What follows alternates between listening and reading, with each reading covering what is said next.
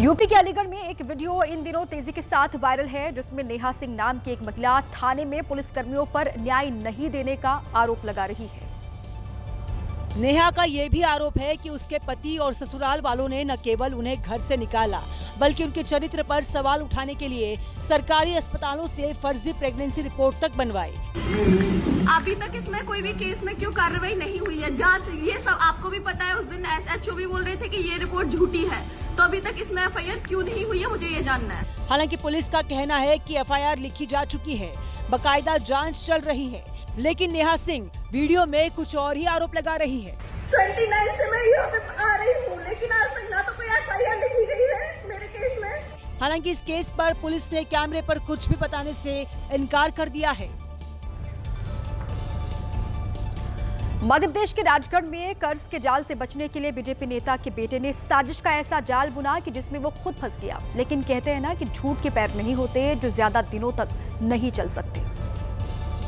Police उसे खोजती रही, कभी दरिया में डूबी कार के अंदर, तो कभी काली सिंध नदी की गहराइयों में, कभी गोताखोरों की मदद ली तो कभी लोकल ग्रामीणों को खोजबीन में लगाया। 10 दिन तक पुलिस ने दिन रात एक कर दिया, लेकिन बीजेपी नेता महेश सोनी के बेटे विशाल सोनी का कोई सुराग नहीं मिल पाया। लेकिन मिलता भी कैसे, क्योंकि विशाल सोनी तो राजगढ़ में था ही नहीं, वो महाराष्ट्र के किसी शहर में ऐश काट रहा था। दरअसल विशाल सोनी 1 करोड़ के कर्ज में डूबा था और इसी कर्ज से छुटकारा पाने के लिए उसने अपनी मौत की साजिश रची। एक ट्रक से टक्कर मारकर पहले कार को नदी में गिराया ताकि लोगों को लगे कि डूबकर मौत हो गई है। विशाल को ये आइडिया उसके भाइयों ने दिया कि अगर किसी तरह मृत्यु प्रमाण पत्र बन जाए तो कर्जा माफ हो जाएगा। लेकिन राज उस वक्त बेपर्दा हो गया जब बीजेपी नेता ने अपने बेटे का मृत्यु प्रमाण पत्र बनवाने को कहा। इसके बाद ही पुलिस को शक हुआ और पूरे मामले की दूसरे एंगल से जांच शुरू की गई। इससे पहले युवक का मृत्यु प्रमाण पत्र बनता, पुलिस ने विशाल सोनी को मीडिया के सामने पेश कर इस पूरी साजिश का भंडाफोड़ कर दिया।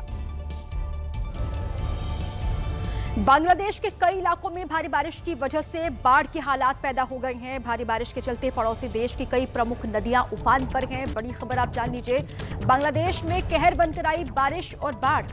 भारी बारिश के बाद महर्षि नदी में उफान है और बाढ़ से बांग्लादेश के शेरपुर में भारी तबाही मची है, जिसकी तस्वीरें भी आप देख रहे हैं। और बांग्लादेश में बाढ़ से कई घर क्षतिग्रस्त हो गए हैं, हजारों की तादाद में लोग प्रभावित हैं। महर्षि नदी में बाढ़ से लाखों लोग कहा जा रहा है जो प्रभावित हुए हैं। ये शेरपुर की तस्वीर आपके सामने, तबाही का मंजर आप देख पा रहे हैं।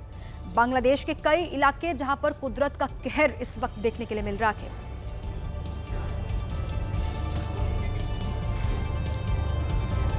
हरियाणा के रेवाड़ी में बदमाशों ने दुकान में बैठे सेल्समैन के साथ मारपीट की और मारपीट की एक घटना दुकान के अंदर हुई, जिसका वीडियो सीसीटीवी कैमरे में रिकॉर्ड हो गया।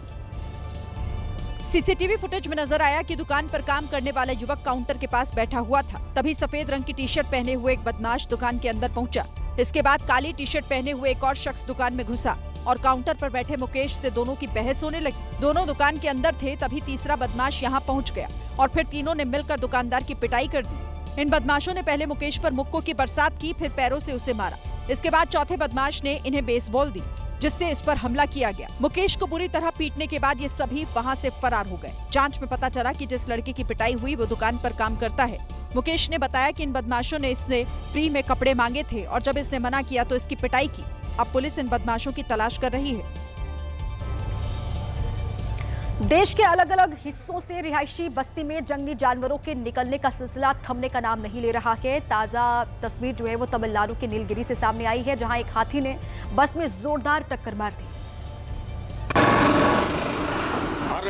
जैसे ही बस दिखी, हाथी दौड़कर बस के पास आ गया।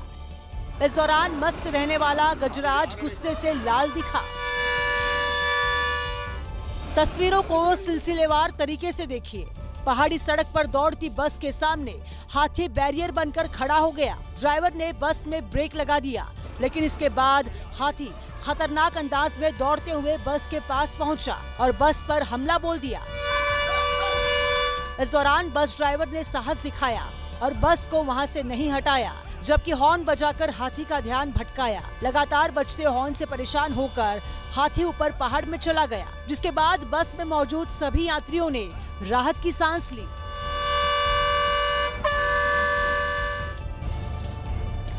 मध्य प्रदेश के छिंदवाड़ा के बाजार में अजगर आने से अफरा तफरी मच गई। अजगर को पकड़ने के लिए आए सर्प मित्रों के रेस्क्यू में पसीने छूट गए। 9 फीट के लंबे अजगर पर जैसे ही दुकानदारों की नजर पड़ी, उसे देखकर कुछ दुकानदार भाग निकले। बारिश के मौसम में अजगर जंगल से आया और इस दुकान के अंदर दाखिल हो गया। ओ भैया पीछे हो, पीछे हो। पता नहीं। मामला मध्य प्रदेश के छिंदवाड़ा के पांढुर्ना जिले का है, जहां पीडब्ल्यूडी गेस्ट हाउस के सामने इलेक्ट्रॉनिक्स की दुकान में पहली बार अजगर देखकर सबके होश उड़ गए। जहरीला नहीं है लेकिन बड़ा है। आप दूर हो जाओ। नहीं मारना, नहीं मारना, नहीं। अजगर पकड़ने के लिए आनन फानन में सर्प मित्र को बुलाया गया। काफी देर बाद इस भारी भरकम अजगर का रेस्क्यू किया गया। मारना नहीं, मारना नहीं, मारना नहीं, मारना नहीं।